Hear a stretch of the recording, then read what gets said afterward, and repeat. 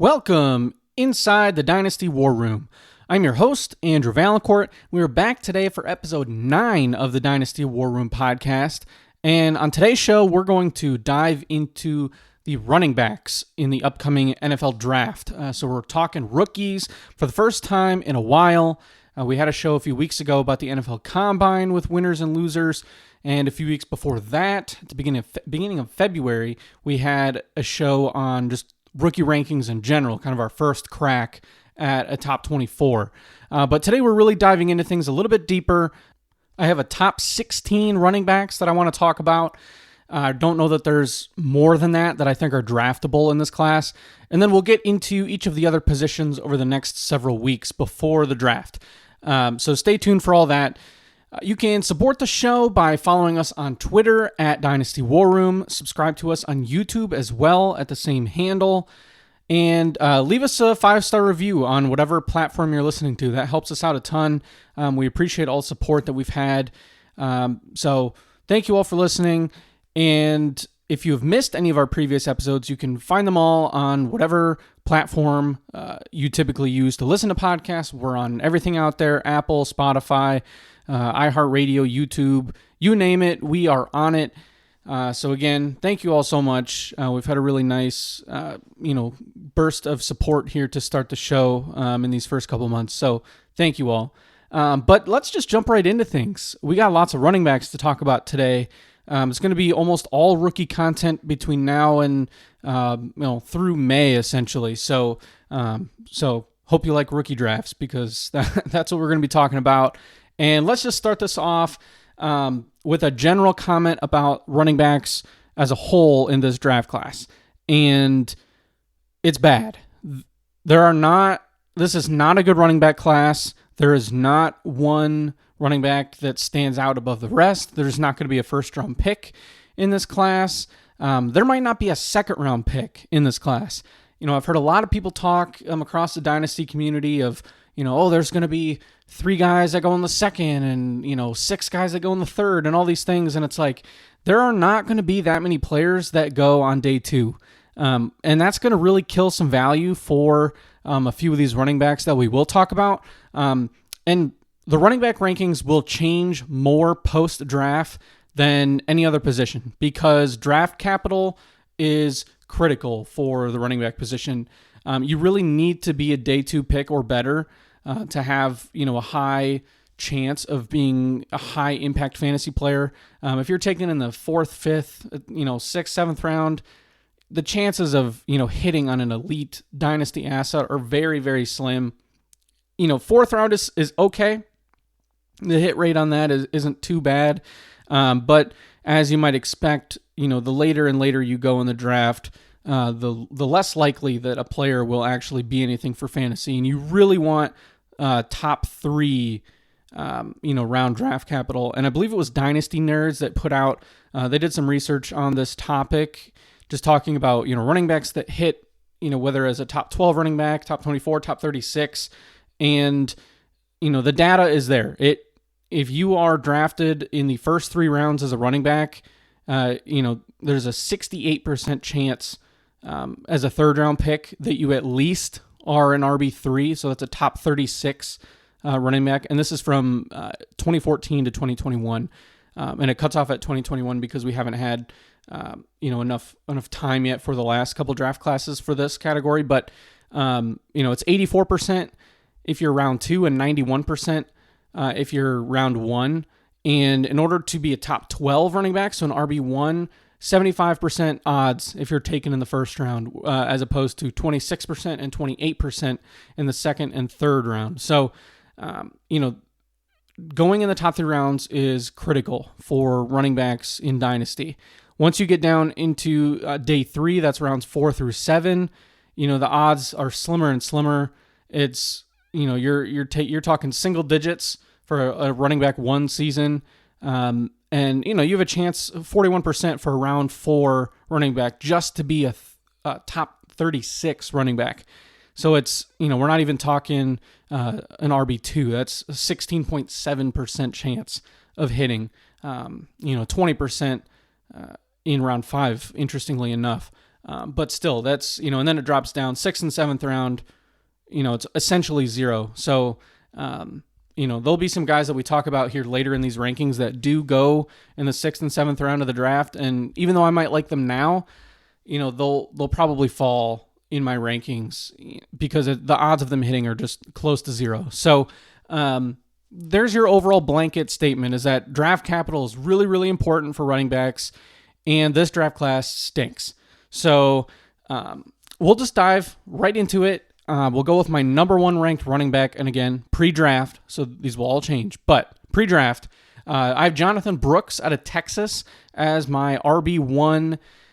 He's projected to go in the, probably that 2-3 turn in the NFL draft. He's one of, I think, maybe 2 or 3 running backs that could go in the second round. Brooks, Trey Benson, and Blake Corum are probably the 3 that have the best chance at sneaking into the second round. But again, we might not have any.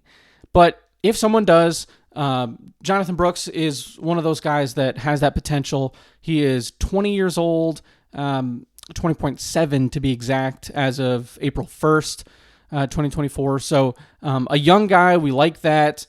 And he had some really good numbers at Texas. He had 187 carries, 1,135 yards for 10 touchdowns. He had 25 catches for 285 yards and another touchdown, and a 91.9 PFF grade. So he's 6 foot, 216 pounds. He's coming off of an ACL injury. So that's really the big deal for him. He suffered the injury in November. He has not been able to do any drills or participate at the combine, anything like that. So unfortunately, we don't have as much testing info as we would like on Brooks. But this is a guy coming out of Texas that, he sat behind Bijan Robinson and Roschon Johnson, and he had his chance to kind of take over that backfield this past season on a team that went to the college football playoff, and he played really well. So if he did not have the injury, he would very obviously be my running back 1. It's a little bit tighter. He's still RB1 to me, but it's very close. Whereas if he was healthy, I think that it would be far and away the best running back in this class. I think he'd be locked into round 2 in the NFL draft. But injuries are just something that we have to deal with. And so I think it's important to note that while I do have him ranked number 1, regardless of where he's drafted, there's a good chance that that you're not going to get anything out of him as a rookie. So if you take Jonathan Brooks, in the early second round of your rookie draft, or let's say he does go in the second round, that might push him into the later end of the first round of your Superflex rookie mock drafts, especially in a single quarterback league. If a running back goes in the second, they will end up in the late first. But you can't just count on this being a player that you can throw into your lineup and produce as a rookie, because it's going to take time. We see it time and time again that running backs, all players, but running backs in particular, do need some time to recover from those injuries. It takes time to get back up to speed, to kind of regain the burst that they have before. And, we saw with Blake Corum at Michigan this year, didn't look as explosive as he did the year before. So I think you're going to be in for something like that in 2024 with Jonathan Brooks. So, if you're a team that can afford to, just keep him on your bench, or if you have a taxi squad or anything like that, where, maybe you'll get a flex-worthy game or 2 here and there, but it's not going to be something that you can just count on him in your lineup. It's going to be more of a year 2 thing. And that's why his age is so important at just 20 years old. But, this could be a guy that maybe if you're not able to land him in your draft, he could be somebody that you buy low on following the season, because, if somebody takes him, at the 112 or the 202 or something like that, and he doesn't do a lot as a rookie, somebody might be looking to sell him off. But I think it's just really important to be aware of that heading into the draft, as opposed to just assuming he's going to be healthy by training camp and give you a full season of high-level production, because I think that's setting, that's an unrealistic expectation, and you're setting yourself up to be disappointed. But all things aside, I think he is probably the running back that has the best chance at being a 3-down running back. He can catch. He's a good runner, very very agile, and so I like him. I think he'll be a solid NFL running back, and gives you the best chance at hitting at somebody that will be a multi-year starter. Now at number 2, let's go to Trey Benson, running back out of Florida State. He is the other guy that I think has a pretty good chance to go in the late second, potentially early third round of the NFL draft. I think Benson and Brooks are really the only two that I see as, strong candidates to go in the back half of the second round. But there's going to be a lot of people that have Benson as their RB1. And I thought about it and I went back and forth, but for me, it's a little bit of a mix of production and, Benson didn't have high-level production at Florida State. So before we get into more analysis, let's give you his stats. We'll do these for every player on this list. But Trey Benson had 156 carries for 905 yards, 14 touchdowns. He did have 20 receptions for another 227 yards and a touchdown, and an 87.2 PFF grade. 6 foot, 216 pounds, exact same size as Jonathan Brooks. And he tested really well at the NFL Combine. And that's, I think, what solidified him as a top 2 back to me in this class. Because while he didn't have crazy production, it was still good. And the testing is there. He's only 21.7 years old. And he's a player that, if he does go in the second round, you can draft and should expect to produce as a rookie.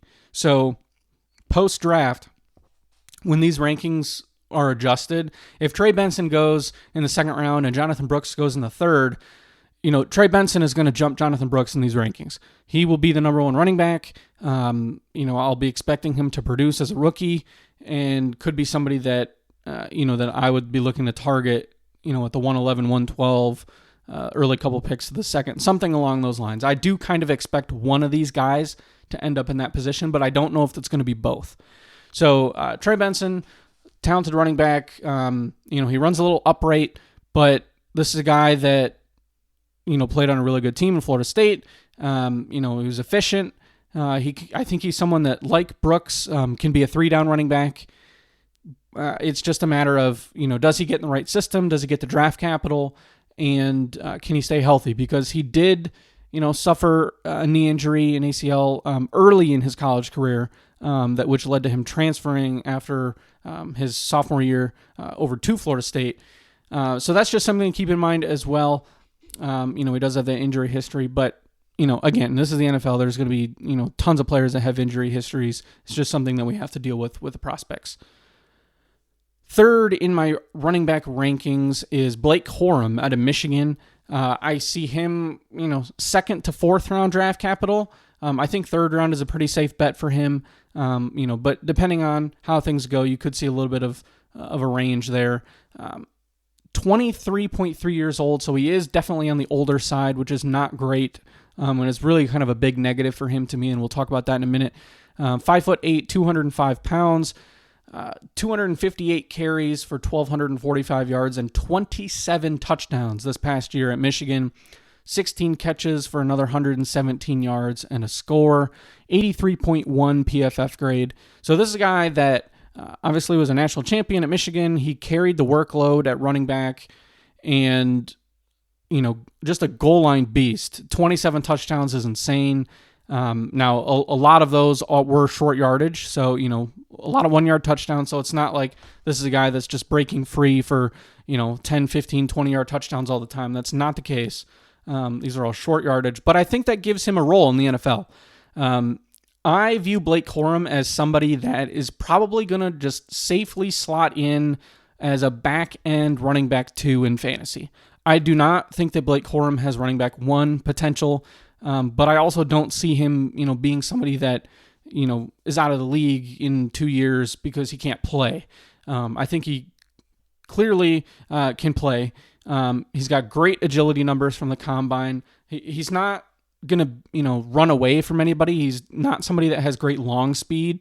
He's not going to break off, those, 70, 80-yard touchdown runs that, some of these faster guys can do. But a solid, capable running back that I think will give you solid production as a part of a committee. And he's going to be a goal line running back. And I think that's pretty solid. And, again, we're talking about a guy that's probably going in the third round. You're probably talking about a mid second round rookie pick in your Superflex mock drafts. Probably mid to late second round, depending on where he actually goes. But I think one of the big issues with Blake Corum and a couple of the other running backs later in these rankings that are on the older side, I don't know that there's a huge ceiling in terms of his value. If he goes out and has a great rookie year and, he's the RB15 or something like that, his value will go up a few spots, but it's because of his age and the fact that, he's being drafted as a 23-year-old. This isn't something where, he's a Jonathan Taylor or a Breece Hall or somebody that's, younger, or, even Braylon Allen in this own draft class who's only 20. I mean, he's already, burned a couple years of potential NFL productivity. So he's not somebody that I ever really see climbing into that, top 10 running back, type of territory. I think he's just capable, solid, will be somebody that can be, maybe an RB3, RB2 on your dynasty team at best. But sometimes you need those glue guys to fill out your roster. So if you have a contending team that is short on running backs, and you're picking at the 206 or 207 or something like that, this is a good guy to target to help you fill out your roster. But don't be drafting Blake Corum expecting him to be, the exact same type of player in the NFL as he was at Michigan. This is not someone that's going to turn into Jonathan Taylor or, Derrick Henry or any of these guys like that. I just don't see it. And I watched a ton of Blake Corum this year, every game. Great player, great college player, but there are some concerns with his profile. I watch some film and everything, but I'm not an NFL scout. I'm not going to pretend, to know what I'm looking at the same level as a scout would be. So I'm not going to, sit here and tell you guys, oh, I've watched, the film and dissected it, and I can't score guys on that level yet. Maybe over time we'll develop something, but for now, I do look at players more from an analytical profile. And analytically, while Corum does have, incredible agility numbers from the combine that do indicate that he can be successful, the age is a concern. The fact that he doesn't break tackles is a concern. He's not somebody that is going to, just bounce off of tacklers. It's kind of something where once he gets hit, he's going down. But what makes Corum good is he avoids being hit. So it's a little bit of a game of, Trey Benson is really good at breaking tackles. He's really elusive. He can get those yards after contact, whereas Blake Corum is not a yards after contact type of guy, but he avoids those guys in the first place because he has such good vision and agility. So it's, just a different style of player. Next up, at number 4 in my rankings is Jalen Wright out of Tennessee. I see him as kind of a third or fourth round running back in the NFL draft. He is 21 years old, and in fact, his birthday is April 1st, so happy birthday to Jalen Wright. And comes in at 5'11", 210 pounds. And this season at Tennessee, 136 carries for 1,010 yards, 4 touchdowns. He had 22 receptions for 141 yards, and he had a PFF grade of 91.0. So this is someone that is just an elite athlete. He's very explosive. This isn't someone that, carried the ball 250 times like Blake Corum. This is somebody that, was more effective because he was an efficient running back. So, great combine numbers, really showed high-level speed. And this is someone that I think could sneak into the third round, which would be huge for him. He's got a lot of those kind of underlying analytical things that you would look for in terms of, his measurables and combine performance, speed, agility, quickness, things like that. So I like the potential for him in the NFL to be a better player than he was in college. And he's going to get some pass catching work. He's not an elite receiver. He's not an Alvin Kamara, anything like that. People want to make that connection because, where he went to school and everything. But he's not on that level in terms of his pass catching ability, but he is very explosive. So Jalen Wright, Tennessee, somebody to keep an eye on depending on where the draft capital is. But so far at this level, given his age, because again, age when you're 21, that gives you a couple extra years, to continue to grow in the NFL and have a bit of a longer career, because the drop off at the running back position in the NFL and fantasy, I mean, once you get to the kind of, 27, 28, that age cliff, can be pretty steep. We really don't see many productive running backs past the age of around 29. So having somebody start their career at a younger age is very nice. And that's why, so far through 4 players, 3 of the 4, are going to be under 22, right at 21, Benson 21.7, Jonathan Brooks at 20.7. And the next few players that we're going to talk about are relatively young as well. We don't really get into the 24-year-olds until later. But age, again, just keep that in mind on draft day. Next up, at number 5, I have Braylon Allen out of Wisconsin. He's somebody that could be drafted all over the place. It's really tough to get a handle on where NFL teams see him.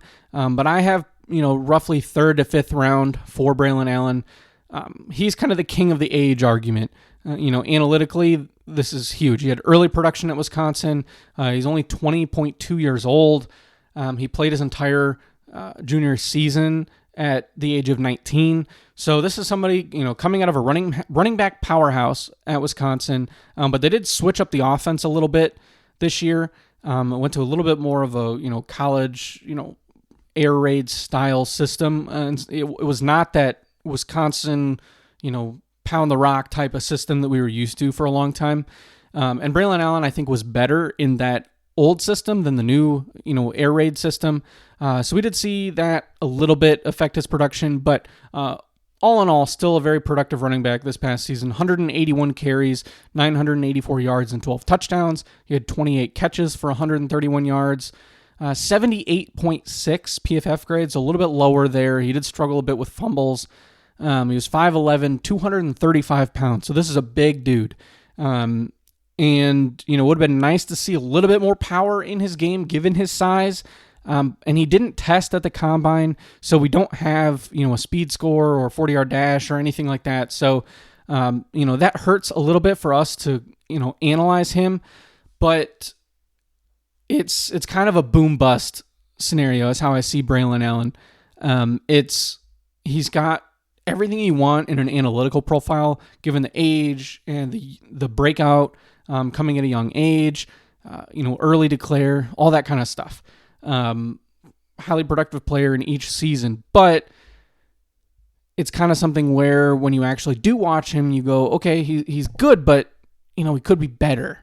And given his size and the fact that he might not be a very explosive player, I think that could hurt him. He's probably going to turn into kind of an early down committee back in the NFL. So Braylon Allen is somebody that I think draft capital is going to be really important, because if he goes in the 3rd round on day 2, that's going to be huge. He'll probably move up in my rankings if that happens, given his age.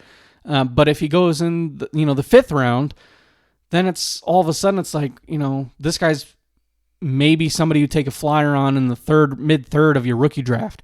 Right now, I think he's probably a back of the 2nd round in your rookie drafts, and it's just going to depend on what type of landing spot he gets. Next up at number 6, I have Marshawn Lloyd from USC. Projected, similar draft capital to me to Braylon Allen. I think somewhere between the 3rd and the 5th round. I've seen some people talk, he's going to go 2nd round, things like that. And I think that's a little bullish on Lloyd. I just don't see that. His production doesn't show that should be the case. Neither does his age. Nothing about his analytical profile would make me believe that he should be a 2nd round pick. It sounds like he's a guy that, does have pretty solid film, but again, you got to balance what you see on tape with the, production profile with the analytics. So all those things have to come together. Can't just be one over everything else. So we kind of have, it's sort of the extreme opposite in a way to Braylon Allen, who has the production and the analytics, but maybe the tape's not that great. And I shouldn't say all the analytics are there for Braylon Allen. He doesn't have the testing numbers to help in that category. But just generally speaking, Marshawn Lloyd, 156 carries for 816 yards and 9 touchdowns at USC, 13 receptions for 232 yards and an 81.7 PFF grade. He's 22.2 years old, 5'9", 220 pounds. So he does have good weight, good size. He had a really good combine, so he did have some good, his speed score is nice. This isn't somebody that I'm worried about from a explosiveness standpoint. And again, we're going to take a step back and looking at the running back position as a whole. In this draft class, I think there is a very clear top 6. So I think the 6 players that we have already talked about, Jonathan Brooks, Trey Benson, Blake Corum, Jalen Wright, Braylon Allen, Marshawn Lloyd. Boom. That is your top 6 running backs. I have a really hard time seeing that change, barring a player lower on this list getting day 2 draft capital. There's a huge drop-off after Marshawn Lloyd to me at 6.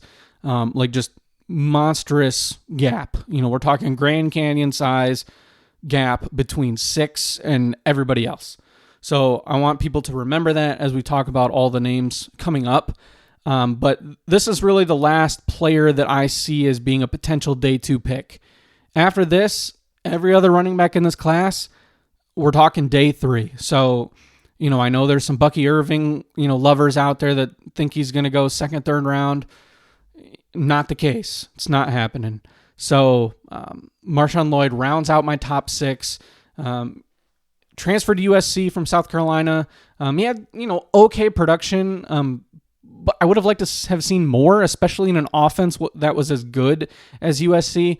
But then again, if you have Caleb Williams, you probably are going to throw the ball a little bit more. It's just a little bit more of a passing-focused offense, but I still would have liked to have seen a little bit more in terms of production. But, a lot of people that I respect are big fans of Lloyd, so, definitely someone to keep an eye on draft night. Number 7, and again, this is where the drop-off begins. I currently have Audric Estime out of Notre Dame. I'm, 4th to 7th round draft capital, which is pretty much going to be the case for everybody else on this list. He is a young guy, 20.5 years old. So that's one of the primary reasons that I do have him at 7 because, his combine was not good. Slower than a 4.7 in the 40 is really not good. He had some okay explosion testing or explosiveness testing in terms of the vertical, the broad jump, things like that. But whether it's enough to make up for that 40 time, I'm not really sure. He did have a decent, 10-yard split. But again, we're talking average at best. So, but he was a really good player in terms of production. So, when we talk about age and production in the field, Audric Estime was a very productive player. So 209 carries, 1,341 yards, and 18 touchdowns, 17 receptions for 142 yards, and he had a 94 PFF grade. He's 5'11", 221 pounds. And this is somebody that, similar to Braylon Allen, is probably going to be an early down type of running back in a committee. Maybe gets goal line work. I don't think he's ever going to be, a 3-down running back. But he's somebody that can slot onto your team and be a solid, potential flex play, assuming he doesn't bust or, go in the 7th round or something like that. But, if he's a 4th round pick, 5th round pick, there is a little bit of potential here. And so I like what he did on the field, and I'm always drawn to players that are young and have good production profiles. That's, sometimes I'm willing to overlook, some testing numbers if, the age and the production and everything else is there. And so given his size and his age and the production, I am still willing to put him at 7, even though I'm not sure that he deserves to be at 7. But that's just where, to me, I see such a clear tier break from the top 6 and everyone else. Like you could put 2 or 3 tier levels, just empty tiers between 6 and 7. And that's why I think there's such a big difference here. I think at this point, everybody that we talk about is, a third round rookie pick, fourth round rookie pick, just guys that you're taking flyers on, and hoping that, they turn into something. So, given the fact that, he's a young, productive, running back out of, a school like Notre Dame with good size, I'll take that flyer. Next up at number 8, we have Bucky Irving, running back out of Oregon. Also somebody that I think, 4th to 7th round draft capital. His combine really, really hurt him. He checks in at 21.6 in terms of age. So again, we just like estimate that age is really helping Irving here in these rankings, keeping him in my top 10. He had 186 carries for 1,180 yards and 11 touchdowns this past season, and 56 receptions for 413 yards and 2 touchdowns. He had a 91.6 PFF grade. He's 5'9", 192 pounds. So the receiving profile for Bucky Irving is what keeps him in the top 10. He's a solid runner. He had some, pretty good production at Oregon, and the film wasn't all that bad, but it's really a size and measurable thing for Bucky Irving. I mean, if you are going to succeed in the NFL at 192 pounds in terms of a running back, you have to be really, really fast. You have to be explosive and fast. He has good hands. He's a good, receiving back, and I think that's where he finds work in the NFL is, a change of pace, third down type of player, which has fantasy value. So that's why I don't want to totally discount him. But, again, we're talking a day 3 pick, most likely. I don't see third round. I'm sorry. And he was slow. For his size, he was slow. I mean, somebody at 5'9", 192 should be running a 40-yard dash, at 4.33, something like that. And Bucky Irving did not come close. He ran a 4.55 at the combine. His explosive, explosion metrics, vertical and the broad jump are, not that great. It's just something, even 10-yard split and whatnot, wasn't anything to write home about for Bucky Irving. Solid, solid numbers, but we're not talking crazy like they probably should be for someone of his size. So his relative athletic score is a 3.71, which is awful. And when you're talking, just compared to Audric Estime, who had an 8.13, who also ran very slow for his size. But I think that just kind of shows, it's for somebody of his size, we're expecting, if you're going to be the size of Jahmyr Gibbs or, Devon Achane or something like that, you have to be explosive. And we saw that with Achane this year with Miami and Gibbs in Detroit, things like that, these sub 200 running backs. Bucky Irving is not that. And so that really worries me. And so while he was somebody that I was kind of excited about coming into the combine, I had him, probably as a mid-second round pick before his combine. I just don't see that anymore. I think we're talking a third round rookie pick, somebody that you just hope he goes in the 4th round and doesn't fall further in the draft. Because I think if he goes in the 4th, he at least has some life and some chance to be a productive fantasy asset. But if he's, if he's a 6th round pick, I think, he drops to the 4th round in your rookie drafts, and it's pretty much game over for him. So, and that's really all there is to say about that. He'll be a player that we talk about more because he is someone that, was very productive in college at a big school, but, I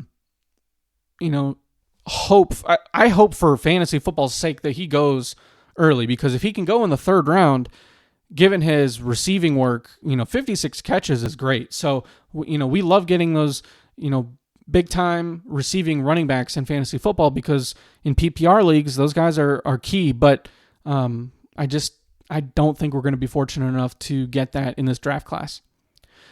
At number 9, we're going to go to a small school guy. And this is where I think, a lot of people know Estime and Irving, and those are kind of some bigger names in this draft class, especially given the schools they played at. But from this point on, we got a lot of small school players that I'm going to be willing to take flyers on in the 4th round of the rookie draft, maybe even late 3rd, depending on where they go in the draft. So at number 9, I have Isaiah Davis out of South Dakota State. We're talking day 3 pick, probably rounds 5 through 7. And he's 22.3 years old.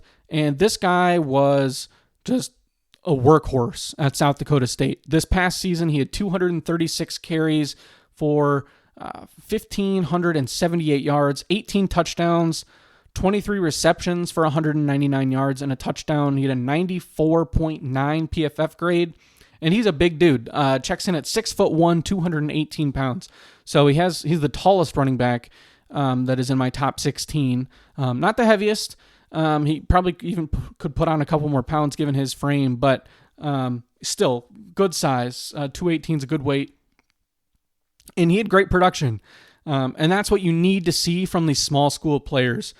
You can't have somebody coming out of South Dakota State and then, having, rush for, 700 yards, which, is unfortunately the case for a player later on in this list that we'll talk about. But big time production. So I like the size. I like the production there, and he tested fairly well. It's somebody that you're talking at this stage in the draft. Somebody of his size. He ran a 4.57. He had solid combine numbers across the board. An 8.34 relative athletic score. So there are things to like, and given his production all 4 years at South Dakota State, he was, the guy the entire time. So I think that that's something that you can point at and say, look, he came in as a freshman, was great, continued to dominate, and just continued to improve throughout his college career, had really, really strong junior and senior seasons. So for those reasons, I think that Isaiah Davis is a nice sleeper in your rookie drafts back of the 3rd round, kind of that 3-4 turn type of area. And rounding out my top 10, we have another small school running back, Kamani Vidal out of Troy. Day 3 pick, really late in the draft, but 22.6 years old, and he, like Isaiah Davis, had really good production on the field. So 295 carries for 1,661 yards on the ground, 14 touchdowns. He did have 18 catches for 201 yards and a touchdown on a 92.4 PFF grade. So he's 5'8", 213 pounds. So even though he's not as tall, he does have the weight number that you like to see. So there are definitely things to like here. He's an explosive player, really productive at a small school. So kind of one of those things where, hey, in the later rounds, somebody, at his size that ran a 4.46 in the 40 and, had a good shuttle time, 8.89 relative athletic score.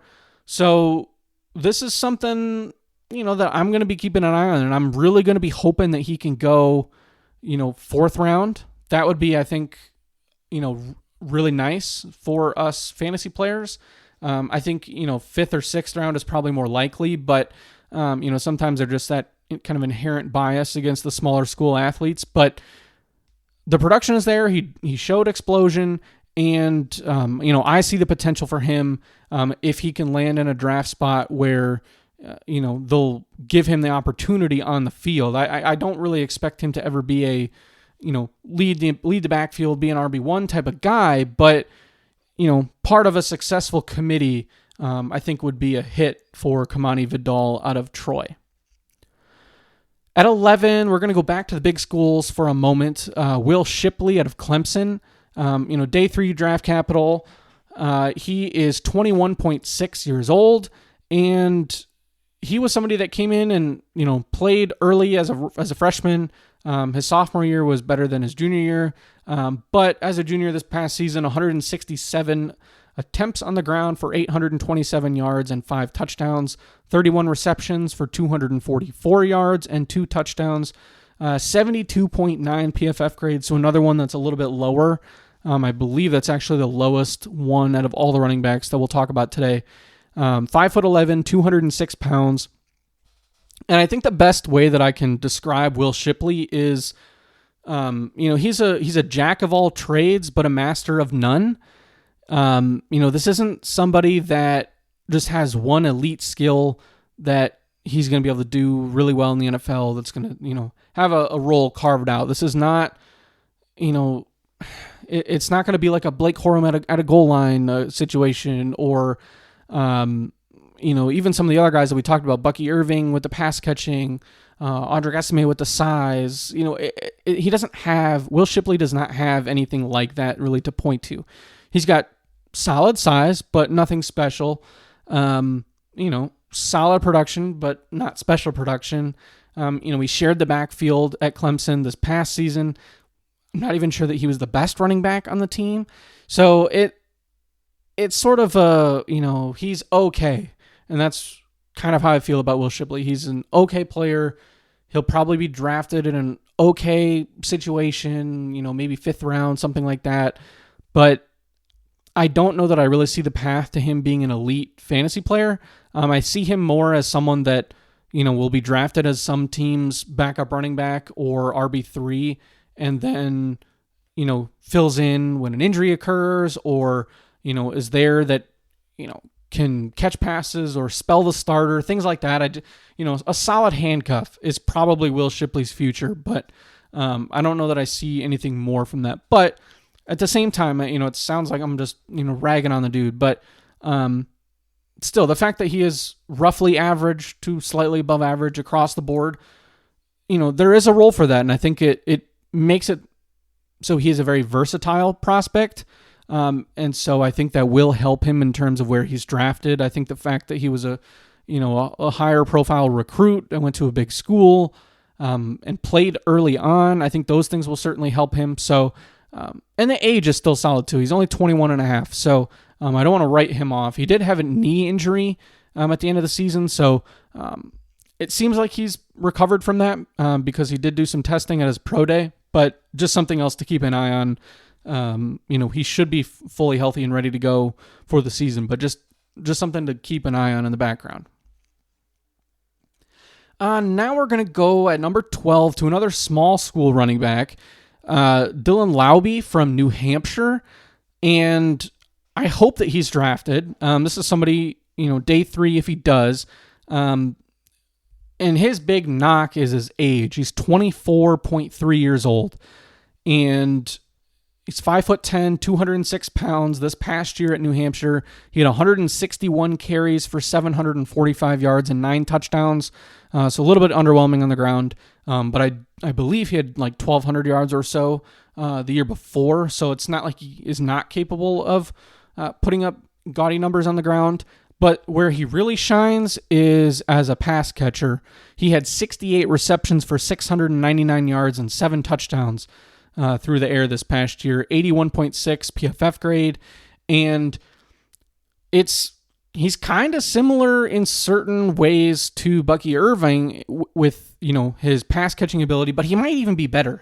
He might be a better pass catcher. He certainly has a better receiving numbers, and that's no knock on Bucky Irving because his reception marks are great.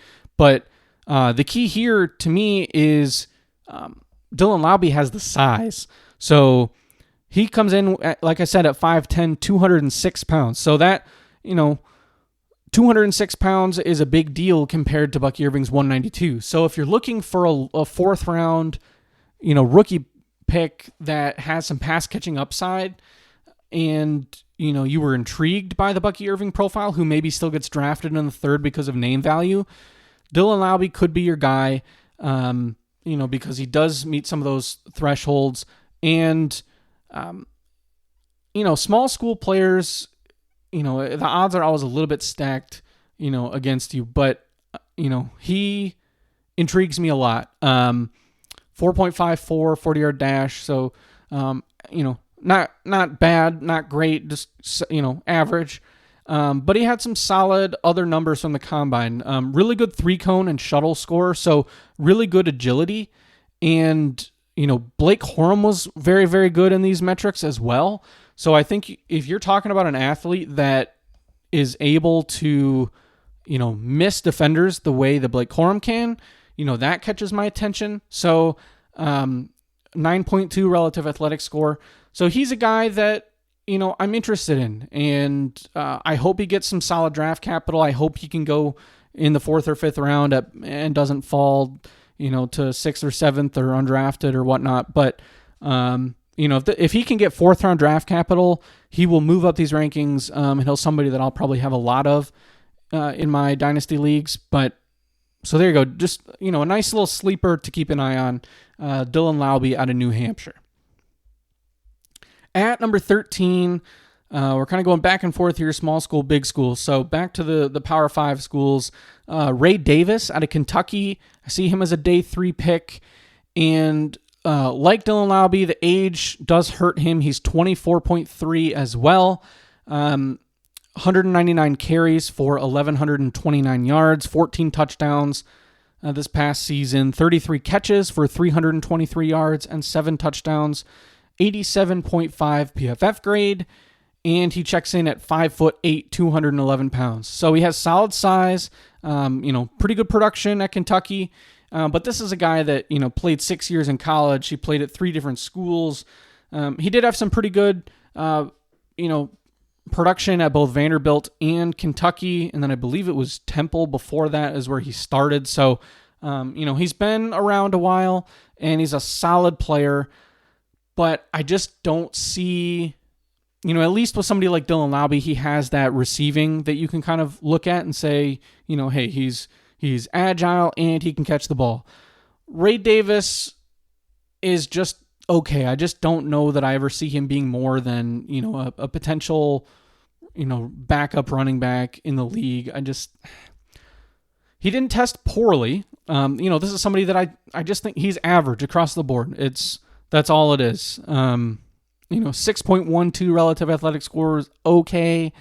4.52 in the 40-yard dash. So, there are some things to like there. He can catch. He is a, kind of a bowling ball style running back, which is, typically pretty good for the NFL. We like that, but nothing really that grabs me, nothing all that special.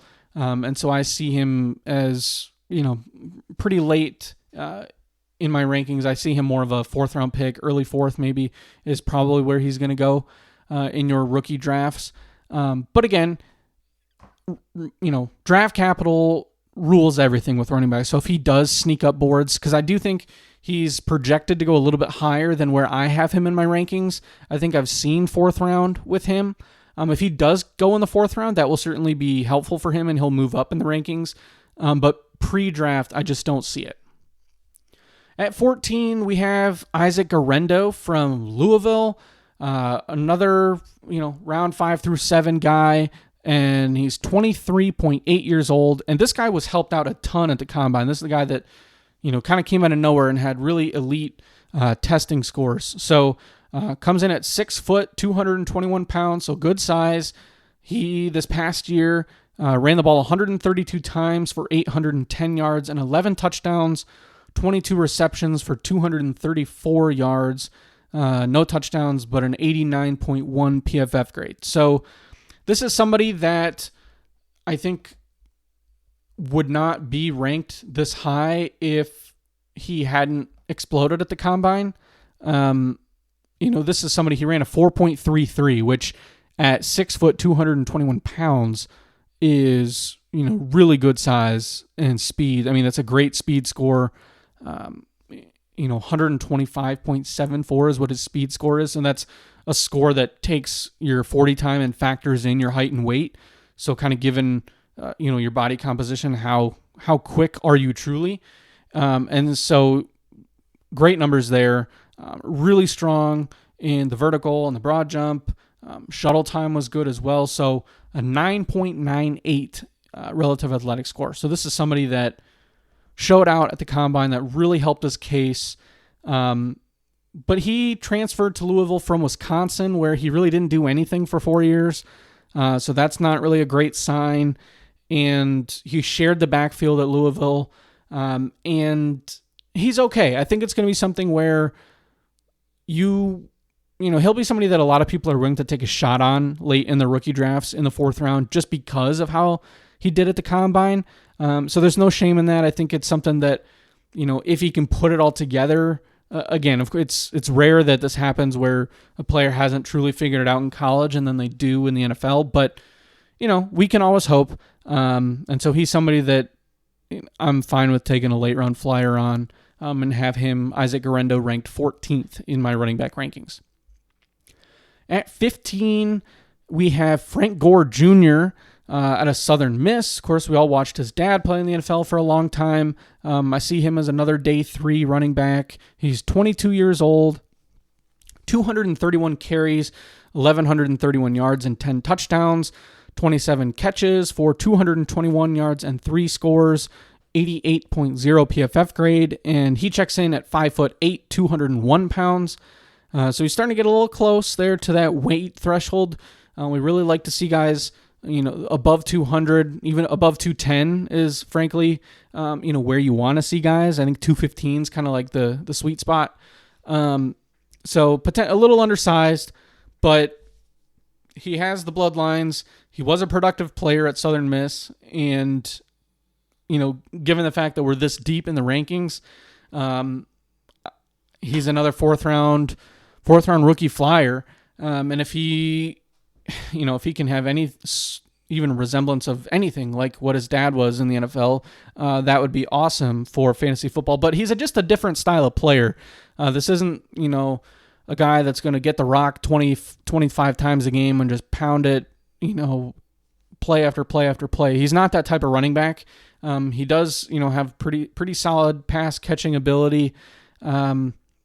So a late round flyer. We'll see where he goes in the draft, if he's drafted at all. I probably expect him to go at some point, but this is something where whether he goes in the 5th or the 7th, will have an impact on, where he's ranked. So, I know I'm repeating that over and over and over, but it is very true.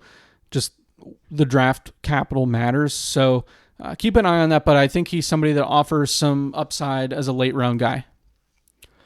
And last but not least, at number 16, because again, at this moment, I don't really see more than 16 players at the running back position being notable for your fantasy drafts. There will certainly be a few more to add to this list post-draft, whether it be guys to target in the 3rd or 4th round of your rookie drafts, but or if you play in a league where you have 5 rounds, but certainly some guys that maybe you can look at as undrafted free agents, guys to pick up off of waivers after your rookie draft. There will probably be a running back or two, so we'll keep an eye on that. But number 16, I have Tyrone Tracy Jr. out of Purdue, round 5 through 7, and he's 24.3 years old, so the 3rd guy on this list that checks in at that age, and he's an interesting player. So this past year at Purdue, he ran the ball 114 times, 714 yards, and 8 touchdowns, 19 catches for 138 yards, and a PFF score of 87.5. He's 5'11", 209 pounds, so pretty good size. And I think what's so unique about him is this is another 6-year college player, but he started at Iowa for 4 years, and he was a wide receiver. And, was okay, nothing special, didn't really do much. Came to Purdue, and the coaching staff decided, hey, we think you fit better as a running back. So he was in a committee this past year and was pretty good. Pretty solid numbers. Nothing, that, blows you away, but pretty solid. And he did blow a lot of people away at the NFL Combine. So ran a 4.48, had, good explosive testing numbers with vertical and broad jump, 3-cone drill, shuttle. I mean, this is a guy that he had better testing numbers in the 3-cone and the shuttle than Blake Corum. And we talked about how, those agility scores, the 3-cone in particular, is a very good, predictive metric. And so the 3 guys today that, did very well in that were Blake Corum at 6.82, Tyrone Tracy at 6.81, and then Dylan Laube at 6.84. So I really like the agility for all 3 of those guys. And, for somebody that really was new to the running back position to come in and have those types of numbers, and he had a 9.75 relative athletic score. So, if we're talking, last pick of your rookie draft, because this is somebody that, he's there's a good chance he goes undrafted in the NFL draft, but otherwise you're talking, a late round guy, somebody that you can snag with the last few picks of your rookie draft, secure him before he goes to the waiver wire. I think that's the type of player this is.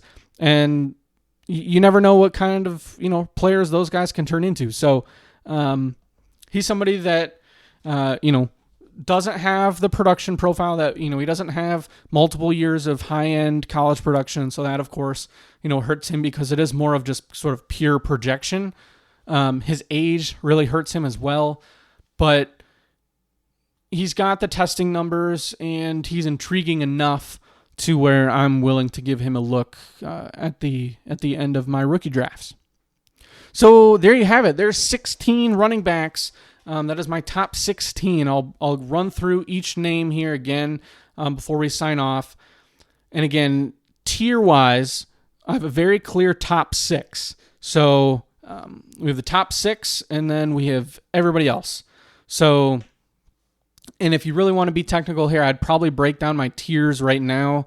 I think that there's probably a top 4. I think, and even top 2. If you really want to go break it down, I think Brooks and Benson are kind of the clear top 2, and then I'd go Corum and Jalen Wright. So Jonathan Brooks at number 1, Trey Benson number 2, Blake Corum number 3, Jalen Wright at 4.